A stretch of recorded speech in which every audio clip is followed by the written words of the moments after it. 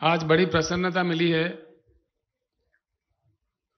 सचिन भाऊ साठे के तरफ से आप सभी लोगों का दर्शन करने का मुझे सौभाग्य मिला है। अन्ना भाऊ साठे, उनके जो तड़प, जो कविताएं सारे समाज के लिए, शोषित, पीड़ित, वंचित लोगों के लिए ही था। सोशलिज्म के तरफ भी उनका रुझान था।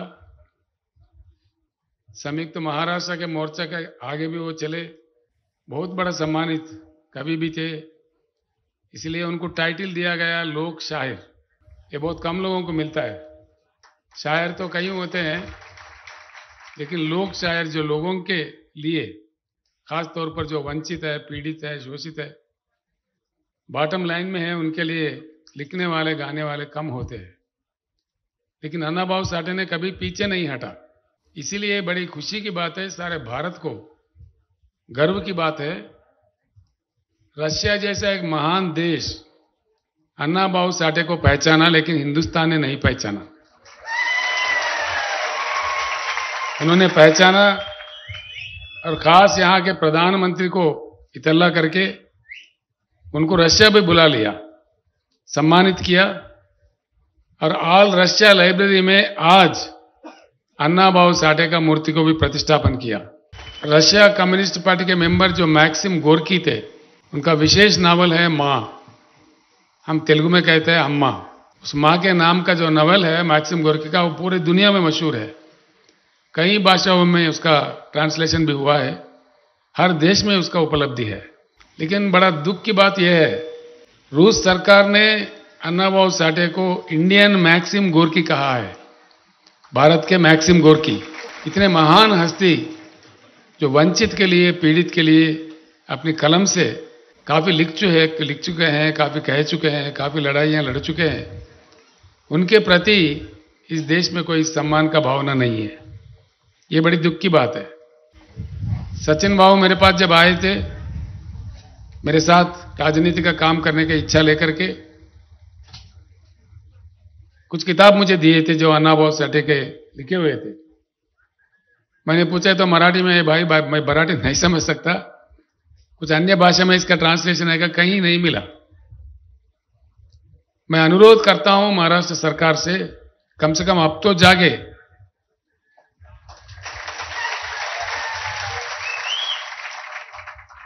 अन्ना भाऊ साठे जिस प्रकार का रचनाएं उन्होंने पेश किया है दुनिया के सामने, देश के सामने, वो किसी एक वर्ग के लिए नहीं होता है, सार्वजनीन होती है।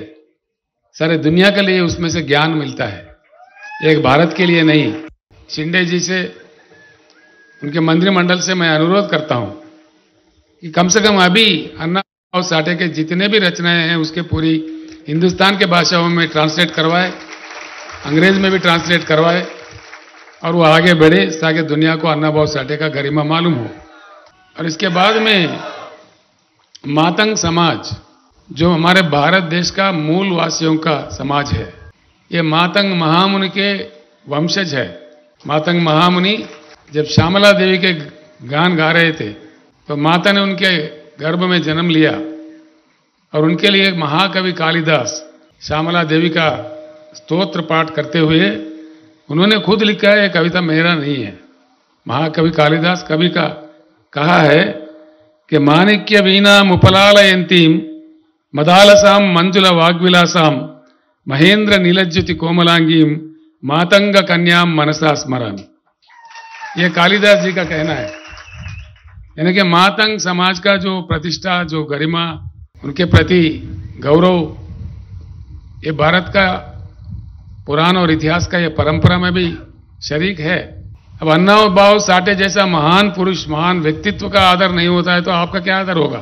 होगा ही नहीं। देश ही ऐसा है हमारा, जब तक हम आवाज उठा के जोर से चिल्लाते नहीं, तब कोई सुनने वाला नहीं। इस देश में देश का आदत ऐसा पड़ गया है।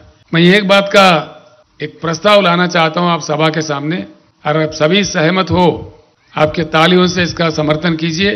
मैं प्रधानमंत्री नरेंद्र मोदी जी से और महाराष्ट्र सरकार से अनुरोध करता हूं, अन्ना भाऊ साठे का रचनाओं का, उनका व्यक्तित्व का प्रतिष्ठा करना, पूरे देश में जागृत, दुनिया में जागृत करने का प्रयास करना, ये हमारा देश का गर्व होता है। अन्ना भाऊ साठे इस भारत का एक महान पुत्र है। उनको रेस्पेक्ट देना हमारा रेस्पेक्ट बढ़ता है।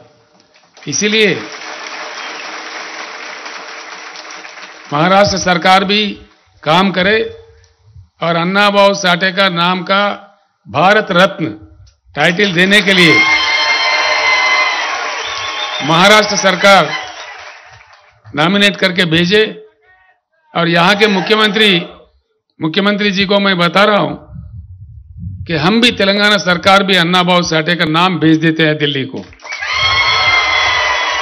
मैं खुद भी प्रधानमंत्री को मैं चिट्ठी लिखूंगा, क्योंकि मैं खुद यहां आया हूं, हाटे गांव में देख चुका हूं, आपका जोश भी देख रहा हूं।